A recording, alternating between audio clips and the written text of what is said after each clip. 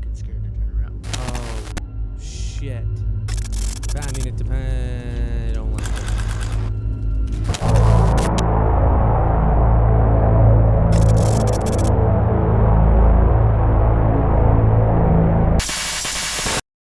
It's no secret that PSX horror has taken over and saturated the indie horror market for a couple of years. Whether or not you're a fan of Puppet Combo, David Szymanski, or even fictional experiences like Petscop or Shipwreck 64 is irrelevant. If you've been online and into games, you've noticed this trend overtake the cement grip mascot horror had on various free-to-play and indie platforms. I tend to gloss over these because they don't have great atmosphere, often sacrificing nuance and subtlety for cheap jump scares and campy characters. So what do I settle for? Well, within the last week, I've become somebody near obsessed with the work of a creator on itch.io named SeriousDaniel. As of this video, he has 1,647 followers on the platform, while off-platform he has 132. I found his most recent game by pure chance. I was sorting by new because I do this Twitch stream every Friday at 7:30 where I try to find new and exciting games that people haven't seen yet. It was the graphic that caught me. I clicked and then the premise sold me. What I didn't realize was just how far down his portfolio that yellow download now button would take me. That's how we're gonna cold open. We're gonna cold open on a fucking... Holy fuck, dude. That's crazy. Okay. This will be fun. You awake in a red room, the taste of metal and blood overtaking your senses. Right away, nothing is explained to you. There's a body on the floor, a crystal collector, and someone trying very hard to get inside. Okay. Really don't know what the fuck I was supposed to take from that. The game throws you back into the room, but this time the lighting is normal. The task is simple. Get the data, connect the data to the device, and run the device, which is named E425. Okay, alright. The computer sparks to life. Oh, fuck. It looks like a fucked up zombified Abe Lincoln. Are we cloning Amish people? Now, the kind of person I am, I couldn't find the tool used to neutralize the clone, but eventually I did find it. A shotgun in the corner. Alright. Oh! Why'd he leap like that? Okay, now we got the gameplay loop down because that's exactly what I'm gonna have to do every single time. I mean, it's the only way I can progress the story, so I feel bad. And I wasn't wrong. This is a majority of the game. You're grabbing IP addresses, or what looks like IP addresses anyway, cloning the same guy and neutralizing him despite him warning you that he's breathing. He's alive. This happens quite a few times, this exact loop. Dude, I'm getting the Chaos Emeralds. This is just actually just a Sonic.exe clone. I do it again. This time, I'm told there's a memory offset. Do I care? Not really. By this point, the game has lulled me into such a comfortable loop, I'm actually cracking jokes. Dude, he literally does look like a vampire Abe Lincoln. Like that one movie where Abe Lincoln fucking slays vampires, dude. Fuck. Oh my god, I forgot about that. This game just brought that out of the recesses of my memory. Sounds like a fucking Geiger counter in there. I want to know where he's going. God damn, there's a lot of questions here. I don't think anything sucks. I just think right now I've got so many questions. Maybe that's a good thing because I keep doing this. And this, friends, is where SeriousDaniel excels at his setup. He gives you a concept, tells you absolutely nothing, makes you ask questions, and hardly, if ever, gives you an answer. Okay. I'm actually scared to turn around now. Why do you have to make the light red? Light should never be fucking red. And that's where he masterfully executes. This is exactly what I meant about atmosphere over jump scares. Daniel doesn't rely on monsters jumping out at you. He relies on you realizing what you've been doing this whole time. He lets your brain accept a monotonous pattern, lulls you into compliance, and then forces you to reckon with it. Did I once ask myself who I was cloning and neutralizing? No, I didn't. I was complicit in my acceptance because I'm an idiot. I didn't ask what the crystal machine does, why I need to collect them, none of that. I simply extracted as I was told to do. Okay, this is sad. This is actually kind of sad. Like...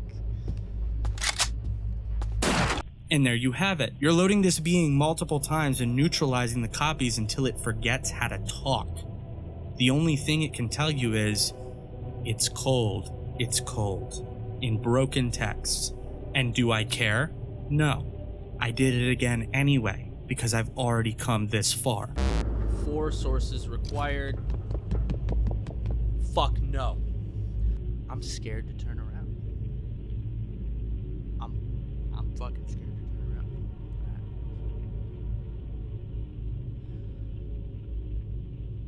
Oh fuck! Oh my god.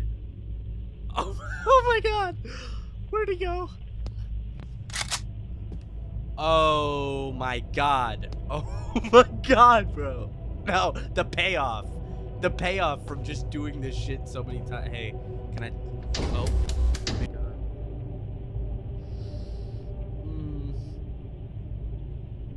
See, shit like that fucks with me because here we are. We're doing this routine. Because you get this routine established, and like, of course, I get to the point where I'm like, oh, fuck this. It's a fucking, this game cycle takes forever, and now we're getting into the meat 800 times. Shit.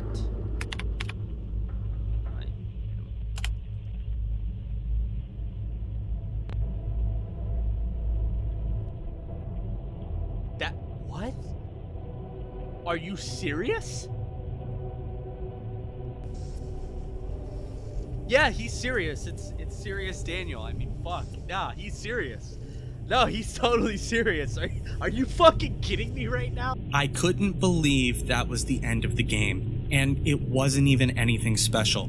The computer blows up, you fall onto your back, and you die victim to the machine overloading. Going back and rewatching this footage, it's clear to me that this game invites another playthrough to really make sense of what's going on. In my opinion, memory offset could be working one of 2 possible ways here.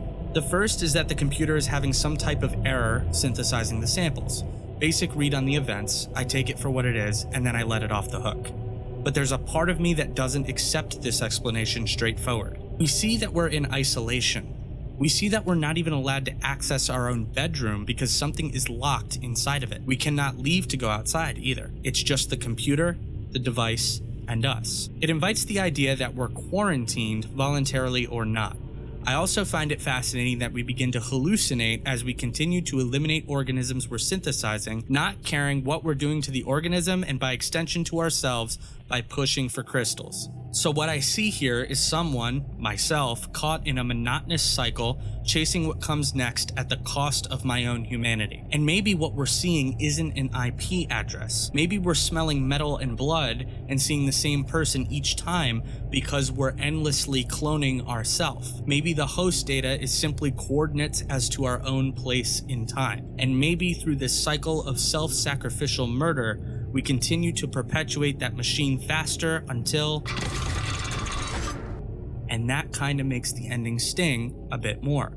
As far as concepts go, this one is dark in execution and atmosphere, but it's the type of questions it makes you ask that comes back to slice you. In a mere 15 minutes of estimated gameplay, we've been told a thematic story of self-destruction for the extraction of value, the trade of self for the promise of more. And I find that this theme echoes across a lot of Daniel's games. The next one I ended up playing expands on this idea while offering something new. And the kicker is, it came out before this one. Ladies and gentlemen, Unit 5. Cold open, man. All right, this is Unit 5. I'm excited to do this one. This one looked really cool. This game starts with a series of questions, each designed to unsettle you more than the last. Then you hear a man with an accent explain some things. No, little German boy. Don't put me in the machine. Basically, no one can find out about the terrible experiences that have happened down here, and one of those terrible experiences is you. That's all you're given as you wake. On this, oh, fuck. Okay.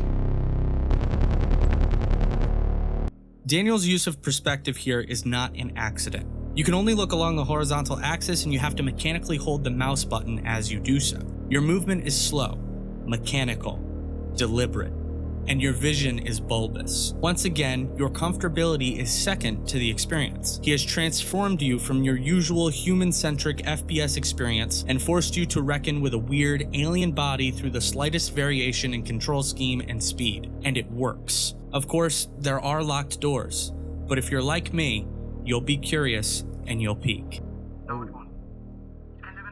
All right. Somebody, oh, fuck me. Okay, it definitely sounds like I'm on some kind of like wheels, you know, like I'm some kind of I definitely think I'm looking out of a camera. I think that's the fisheye effect. And the other thing, the use of silence here is immaculate. Oh, shit. That's great. They're like Ken dolls. They don't have genitalia. So that leads me to believe these are either mannequins, but the blood... So they're not mannequins. You follow this mysterious voice to its source, a mounted head in a back room that refers to itself as God, which explains that it, quote, contains their fear, meaning that this abomination before us is the amalgam of all the bodies we saw hanging beforehand. We're tasked with finding the surgeon who did this to us, and the music ramps up as we backtrack, viewing everything from a new perspective.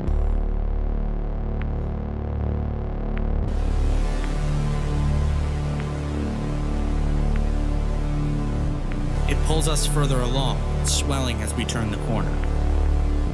I'm scared to like round these corners, man. Ah, fuck me. God damn.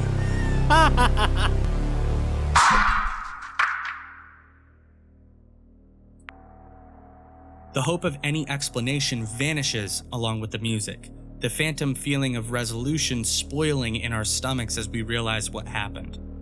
When we enter the room, we find the slumped over body of the surgeon, having taken his own life, afraid of what was coming. The game ends on that note, although interestingly, the title does increment once.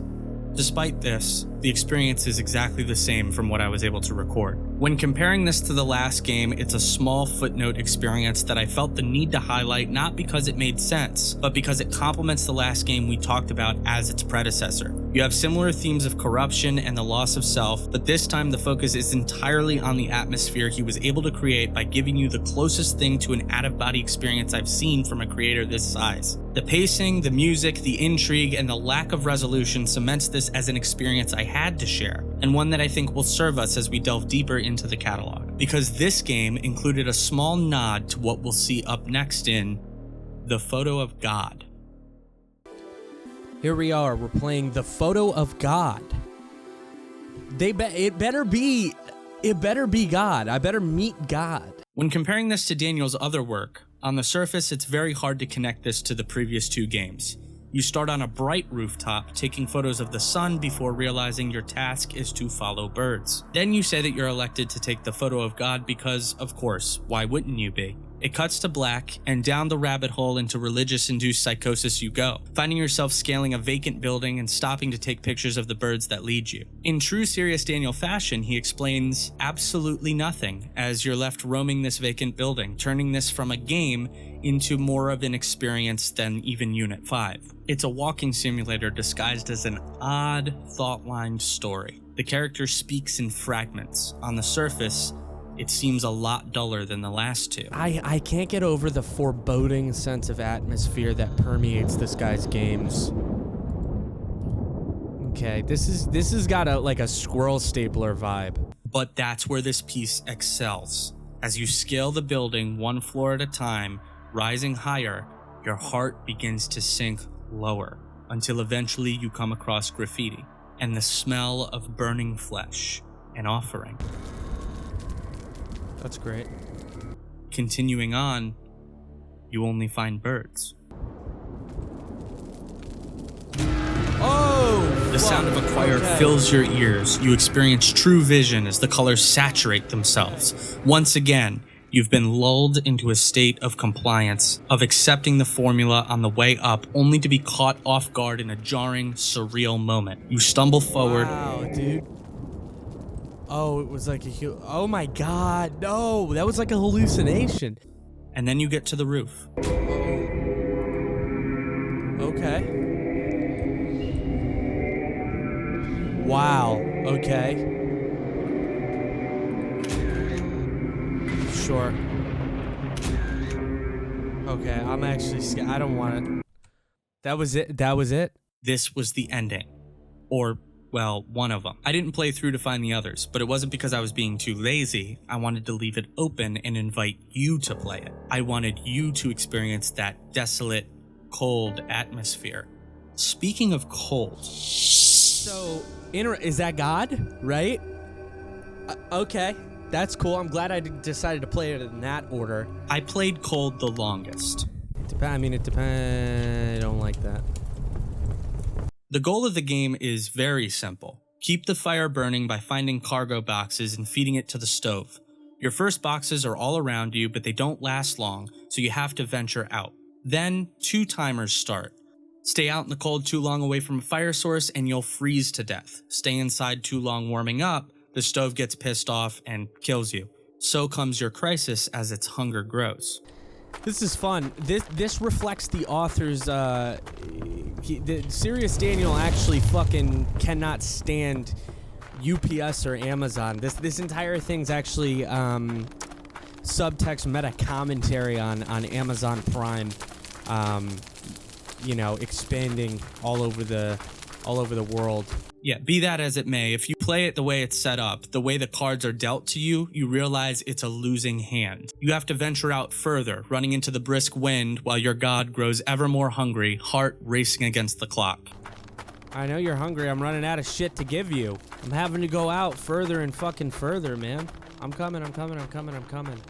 Don't clip that. My first run through, I made the mistake of going out too far due to poor resource management, which unfortunately led to my demise. Oh, fuck. Look, I'm sorry. Hey, I'm sorry. I didn't... My second run through had me venturing further out first and working my way in. But due to me being out in the cold longer, well, you can guess how that ended. And I was in the... Oh, you know what I should do? Gather... And like that, it was over. But I did have a point. On my third run through, I stacked as many boxes as I could in front of the door. Okay, we got these boxes here. We're gonna put these all over here. Keep all of our ducks in a fucking row. Dog. I feel... Ooh. Just in case you got fucking smart. Got these boxes here. Right. Then we got those boxes all the way into butt-fuck Egypt out in the fucking... out on the prairie. Alright, let's get those boxes together. Then we're gonna do these two. We're gonna bring them to the... Well, let's go feed the son of a bitch. Just so he doesn't start fucking complaining. Because he's so fucking needy.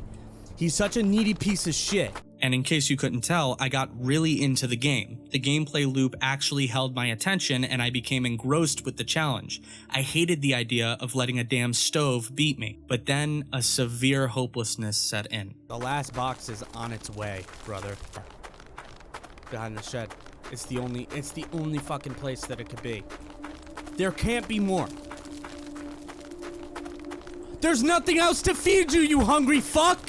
There's nothing else! There's nothing else! Dude, please, have mercy. Have fucking mercy. Is there something in the corner I forgot? Have mercy, please. Please, have mercy. And I bargained like a child. Nothing else. Grab this dick and jerk it. I kept the stove alive. Oh, the point is I'm supposed to go in there, isn't it? Ain't that the point? Is that the point? I'm supposed to. I don't have much to say on this one because I think it speaks for itself. It wasn't as thought-provoking or as unsettling as the others, but it establishes that Daniel understands core concepts when it comes to gameplay loops, challenges, and player assumption versus vulnerability. Like I said, you're playing with a losing hand no matter what, but it's interesting to figure that out and come to understand it as time goes on instead of being told it directly, and I can come to appreciate that. And that brings me to the end of my dive.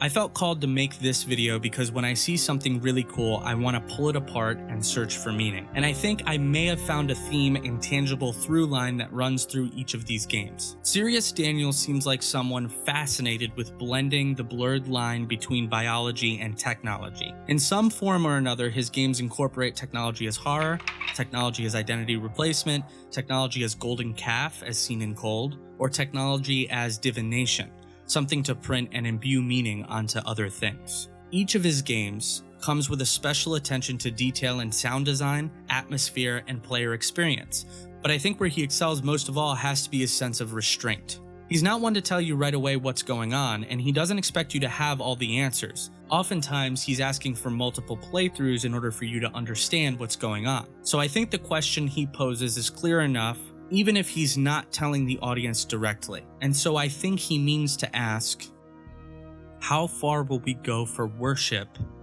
And furthermore, how do we pay for it?